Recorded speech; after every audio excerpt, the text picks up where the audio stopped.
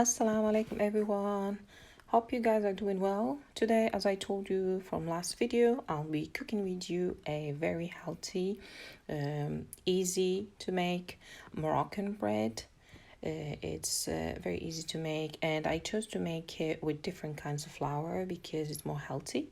So for this recipe, I will need 1 cup of wholemeal flour, 1 cup of strong white flour. I will also need 1/2 cup of coarse semolina, or even fine semolina is okay. I will also need 1/2 cup of millet flour, but you can use any flour like barley flour or oat flour, just to give like more healthy benefits from all these kinds of flours. I'll also need 25 grams of fresh yeast. If you don't have fresh yeast, you can use a dry one. You can use 2 tablespoons. I will also need some salt and some warm water. Here I've got 500 ml of warm water, but I'm not going to use it all. I'll end up using about 400 milliliters. So let's get started. So in a large mixing bowl, I'll mix all my flours. If you don't have all these kinds of flours, you can just use plain white flour or wholemeal flour, and it's in total 3 cups. I'll give them a mix. I'll add a pinch of salt to your taste. I'll give it a mix as well. And now I will mix the fresh yeast with some water. Just a little bit. It's very important to dissolve it completely in the water because this bread doesn't need kneading at all. We're just gonna mix it. So it's better to make sure that all the yeast well dissolved in this water. Let's give it a quick mix.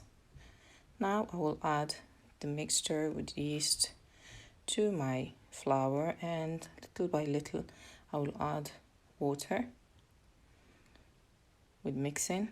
It depends on the type of flours that you have, how much water you will need, because different types of flour absorb different quantities of water. I will keep mixing till I get a soft texture. It has to be a very soft texture. That's why we won't need to knead it. Let's give it a good mix here. As I said, get some exercise. If you got a bread machine or a stand mixer, you can use that as well, but there's no need. Now I've finished already. I will cover my dough with some cling film and with some paper just to keep it warm in a warm place. Let it relax for about 30 minutes. Now as my dough has doubled its size, it has risen, as you can see, I will need some normal flour to work my dough out and some seeds to put on the top, sesame seeds, chia seeds, and some oats. And I will need also a towel so I can put my dough on. Now I will slowly start working my dough. As you can see, it's very soft and sticky, so I'll use my spatula and slowly add in plenty of flour. I'll try to take it off the bowl. Don't worry if you get dirty in this stage, because this is all about making bread at home. It's also fun and relaxing. I will just work my dough like this, slowly adding flour. Make sure you use plenty of flour at this stage, otherwise you're gonna have dough sticking to your hands.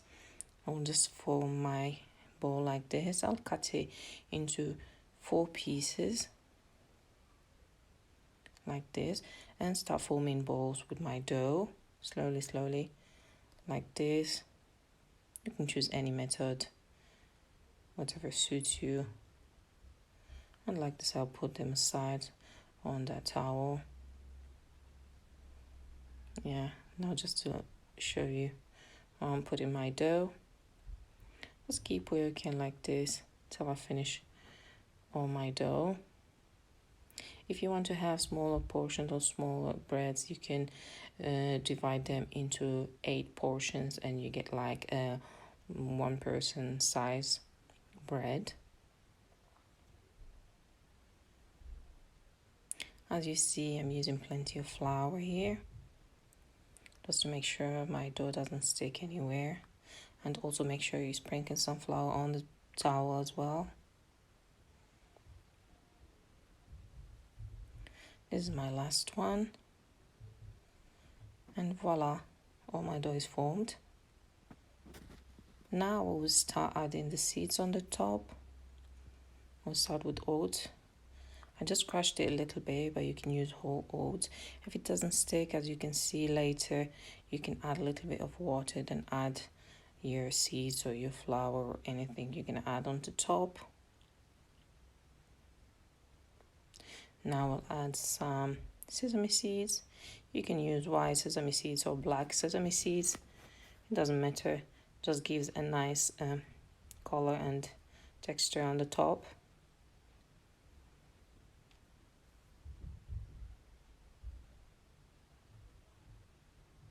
Now I will add some chia seeds. You just put a little bit on the top and with your hands try to work out your dough to make circles that are not too thin. They have to have the thickness of about 5 millimeters, just to allow it to rise in the oven. As I told you, you can put a little bit of water if you see that your flour or your seeds don't stick to the bread, and like this you will make sure that it's gonna stick to the top. That's it. This is our last bread. I'll put aside as well. Now as you can see, my 4 breads are formed. I will just cut them on the top like this to make sure they rise again very well, and then they give a nice shape at the end. I'll leave them to rest in a warm place for 30 minutes and see you next. Alright, now after 30 minutes you can see that the bread has risen a little bit. I'll put in a tray and then cut it a little bit again to give that nice shape. If you're not confident about putting it in the towel and then in the tray, you can put it straight away in the tray to rise.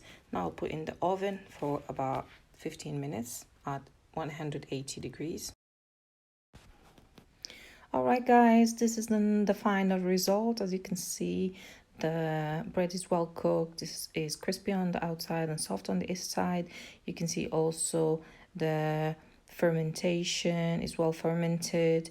It's very soft. You can cut it with your hands. As you can see, it's very soft. I give it to my son as well to eat. He likes it so much.